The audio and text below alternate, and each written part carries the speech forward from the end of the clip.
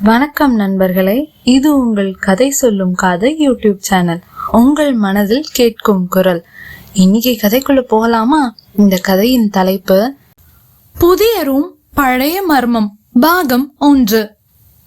பெண்கள் விடுதியின் இரவின் அமைதியில் சலசலக்கும் பெண்கள் பேசி சிரிக்கும் சத்தம் மட்டும்தான். அதில் ஒரு பெண், புது காலேஜ், புது லைஃப், புது ஹாஸ்டல் ரூம். எனக்கு இப்போ கூட எக்ஸைட்மெண்ட் தாங்க முடியல. ஆனா இந்த நாள் ஃபர்ஸ்ட் டைம் நான் ஹாஸ்டல்ல தங்க போறேன். அந்த எக்ஸைட்மெண்ட் தான் எனக்கு. நெஞ்சுக்குள்ள நிறைய ஃப்ரெண்ட்ஸோட இருக்க போறேன்னு சந்தோஷமா இருந்தாலும் ஒரு மாதிரி லைட்டா பயமும் இருக்கு. அந்த நேரம் கதவு மெதுவாக கிரீச்சிடும் சத்தம் கேட்டது. ஒரு சூட்கேஸின் சக்கரங்கள் உருளும் சத்தமும் கேட்டது. அங்கே ஒரு பெண் வந்தாள். ஹாய் கேர்ள்ஸ், என் பேர் மேக்னா, திருச்சிலேருந்து வந்திருக்கேன். இப்போ கோயம்புத்தூர் இந்த ஃபேமஸ் ஆர்ட்ஸ் காலேஜில் என்னோட பிஜி லைஃப்பை ஸ்டார்ட் பண்ண உங்களோட வந்திருக்கேன்.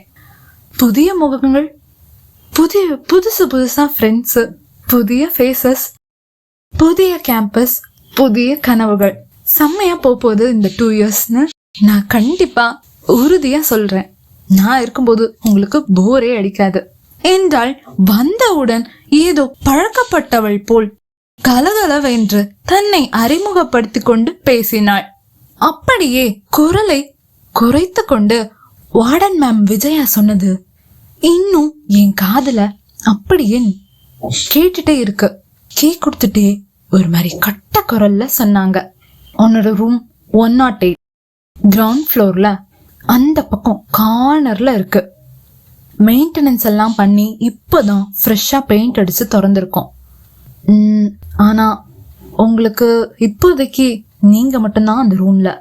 இன்னும் போக போக அட்மிஷன்ஸ் வந்தா உங்களுக்கு ரூம்மேட்ஸ் கிடைப்பாங்க என்று கூறி அனுப்பி இருந்தாள் அந்த வார்டன் பெண்மணி. ரூம் 108 அந்த எண்களை சொன்ன உடனே முதுகு தண்டு சில்லிடும் அளவு பயம் நிறைந்திருக்கிறது என் மனதில்.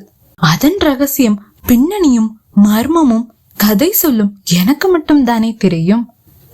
மேக்னா அந்த 108 அறையை தேடி மெதுவாக சாவியை நுழைத்து அதை திருப்பி கதவை கிரீச்சிடும் குரலுடன் திறக்கிறாள். அந்த அறையில் உள்ளே நுழைந்ததும் புதிய பெயிண்டின் வாசம் காற்றில் பரவி இருந்தது. ஆனால் ஒரு மூலையில் மட்டும் இன்னும் பழைய திரைசீலை மஞ்சள் பிடித்து தொங்கிக் கொண்டு இருந்தது ஜன்னலின் ஒரு ஓரத்தில். அது ஏதோ எச்சரிப்பது போல திடீரென அந்த ஜன்னல் காற்றில் பறந்து அவள் முகத்தில் அடித்து வீசியது. மேக்னா ஃபேன் சுவிட்சை ஆன் செய்கிறாள். அடுத்த நாள் காலையே அவளுக்கு புதிதாய் 2 ரூம்மேட்கள் கிடைத்து விட்டார்கள். மேக்னாவிற்கு இரட்டிப்பு சந்தோஷம். ஏனெனில் வந்திருந்த இருவரும் சூப்பர் ஃப்ரெண்ட்லியாக கலகலவென மேக்னாவை போலவே எக்ஸ்ட்ரோவர்ட்டாக இருந்தார்கள். அவர்களில் ஒருவர் திவ்யா, இன்னொருவர் சனா. ஆனால் இருவரோட ஒரே விஷயம் கவனிக்க ஆரம்பிச்சேன். 3 மணி நேரம் படிச்சுட்டு தூங்கணும்னு நினைச்சிருந்தேன். ஆனா அந்த பாடல் ஹம்மிங் சவுண்ட், யாரோ மெதுவா எதையோ பேப்பர்ல எழுதுறது போல சத்தமும் கேட்டது. மயான அமைதி, இதய துடிப்பு சத்தம் மட்டும்தான் நிறைந்து இருந்தது.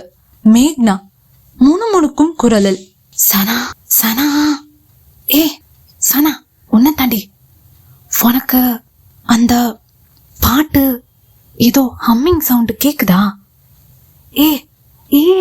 யாருமே வெளியே இல்ல, எல்லாரும் தூங்க போயிட்டாங்க. எந்திரிடி, பொண்ணத்தான். கேக்குதா இல்லையா? எந்திரிச்சு கேட்டு பாருடி, எந்திரி. சனா அரை தூக்கத்தில் குளறும் குரலில் உளறுகிறார். ஐயோ, இப்படியே ராத்திரி தூங்க விடாம தட்டிட்டே இருக்காதடி. அது யாராச்சும் கேன்டீன்ல பழைய மிச்சம் இருக்க சாப்பாடை சாப்பிட்டுட்டு இருப்பாங்க. இல்ல வாட்ச்மேன் தாத்தாவா இருக்கும். முதல்ல போய் தூங்கு யாராவது பாட்டு பாடிட்டு இருந்தா உடனே எந்திரிச்சு உட்காரணும்னு அவசியம். அடுத்த நாள் பாத்ரூம் சைடில் இருந்து அவள் மேஜையை சுத்தம் செய்து அவளின் பொருளை அடுக்கி கொண்டு இருக்கும் போது மேஜைக்கும் அவள் படுக்கைக்கும் இடையில் ஒரு கார்டு சறுக்கி விழுந்தது. அது ஒரு பழைய ஹாஸ்டல் ஐடி கார்டு தான். பெயர் ஆர்த்தி, டிபார்ட்மெண்ட் ஆஃப் சைக்காலஜி. ஒரு பழைய போட்டோ, சற்று முகம் மங்கி இருந்தது. ஆனால் அந்த முகம் சில மாதங்களுக்கு முன்னால் அதில் படித்த மாணவிதான் என்று அந்த ஐடி கார்டு சுட்டி காட்டியது. மேக்னா அந்த ஐடி கார்டை தனது வார்டன் மேமிடம் காட்டினாள். வார்டன் சற்று தயங்கிய குரலோடு, அதுவா, அது இங்க கொண்டா, அதெல்லாம் வேண்டாம் உனக்கு. அந்த அந்த ரூம்ல இருந்தவங்க ஏதாவது பழைய திங்ஸை விட்டுட்டு போயிருப்பாங்க. அதை பெயிண்ட் அடிக்கிறவங்க எடுத்து ஓரத்துல குமிச்சு வச்சுட்டு அவங்க வேலையை பார்த்திருக்க போது இருக்கும். நீ சும்மா இத பத்தியே ரொம்பலாம் யோசிக்காத, சரியா? போ, கிளாஸுக்கு டைம் ஆச்சு, கிளம்பு என்று கண்டிப்பான தொனியில் பேசி அவளை அவ்விடமிட்டு அந்த கார்டை வாங்கி கொண்டு அனுப்பிவிட்டாள். மேக்னா யோசித்து கொண்டாள். நான் ஏன் இத பத்தி யார்கிட்டயும் சொல்லக்கூடாது? ஏன் சொன்னா என்ன ஆகிற போது என்று யோசனையுடன் வகுப்புக்கு சென்று வந்தாள். ஹாஸ்டலில் மீண்டும் இரவாகி இருந்தது.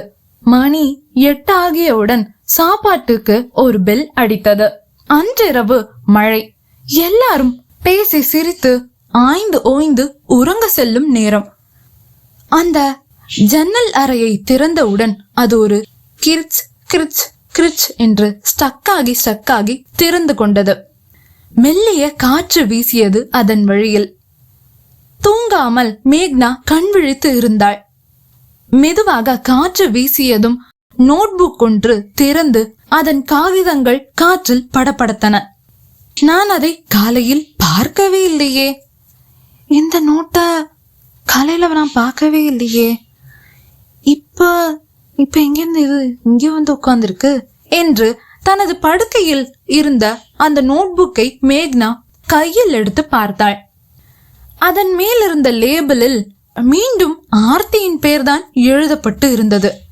மேக்னாவிற்கு ஏதோ அபாய எச்சரிப்பை அவள் மனது ரீங்காரமிட்டது. அவள் மேலும் ஏதேனும் தகவல் கிடைக்குமா என்பது போல் அவள் அதை திறந்து முதல் பக்கத்தை பார்த்தாள். அது வெற்று பேப்பராக இருந்தது. 2ஆம் பக்கம் திருப்ப சில வரிகள் ஆங்கிலத்தில் எழுதியிருந்தது. They are assuming I am gone, but I am still here. அதாவது, அவர்கள் நான் இங்கிருந்து போய்விட்டேன் என்று நினைத்து கொண்டு இருக்கிறார்கள். ஆனால் யாரும் அறியாத ஒன்று, நான் இன்னும் இங்குதான் இருக்கிறேன் என்பதை யாரும் அறிய மாட்டார்கள் என்று எழுதியிருந்தது. அதை படித்த மேக்னாவின் கையில் இருந்த ரோமங்கள் கூசி எழுந்தது. அதிர்ச்சியுடன் பயத்தில் திவ்யாவை வேக வேகமாக எழுப்பினாள். திவ்யாவை எழுப்பி அதை காட்டலாம் என்று மேக்னா நிமிர திவ்யாவின் படுக்கை காலியாக இருந்தது. மேலும் பயந்து விட்டாள்.